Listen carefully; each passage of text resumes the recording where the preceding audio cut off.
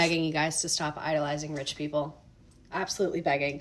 Pookie and Jet, they're having their little girl. He works in private equity dentistry. His whole job is to take existing dentistries and figure out how they can exploit more money from their patients to make a private equity firm richer. That's his whole job.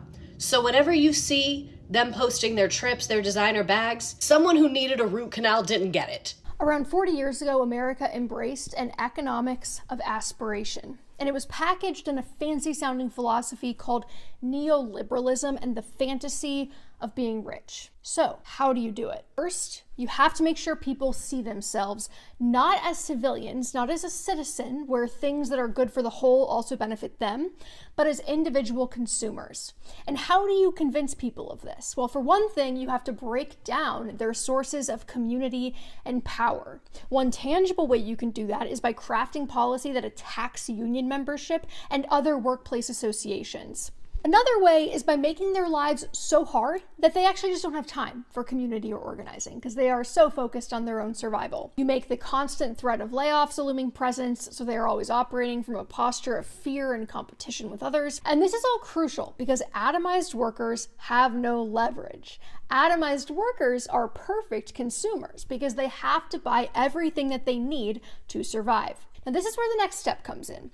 You structure it such that everything they need to survive is sold to them for profit and controlled by corporations or private equity firms with immense state-sanctioned power, and then you call that freedom of choice. Now that concept it's all necessary to make things hum, right? And to sell the idea that cutting taxes for rich people and corporations would make everyone richer.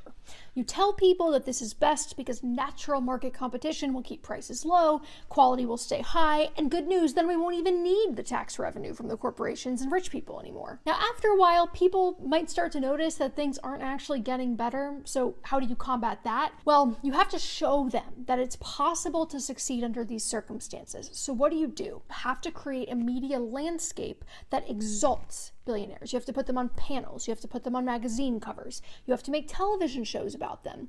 And it's very important to highlight rags to riches stories because these are the exceptions to the rule that help prove the rule. It's also helpful if there's literally anyone in society that has very little power that you can blame these problems on. Now, this might create a little bit of psychic disorientation and spiritual confusion because on some level there's a part of them that's going to recognize that in order for the minority to have that, the majority must have nothing or close to nothing. This is the time when it's very important to double down on the idea of laziness and that people are asking for handouts. Nothing is going to shut them up faster than telling them that they are asking for a handout. But you still have to help them enough that they won't revolt. So what do? Explode the availability of personal debt. You make it so that they have to take out massive loans to afford everything that they need, from their homes to their educations to their medical care.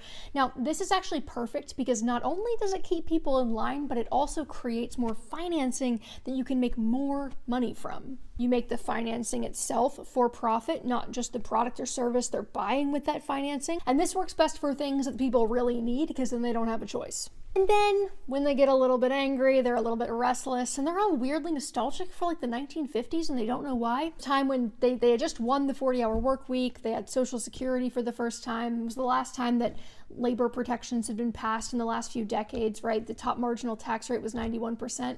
You can't let people recognize that that is the part they actually miss. You have to make sure that instead, what they think they miss is the gender roles. In fact, the more that you can associate the prosperity with the gender roles and not with the labor power, the better. You might be thinking, Katie, you're a personal finance person. How do you fit into all of this? Are you saying personal finance is useless?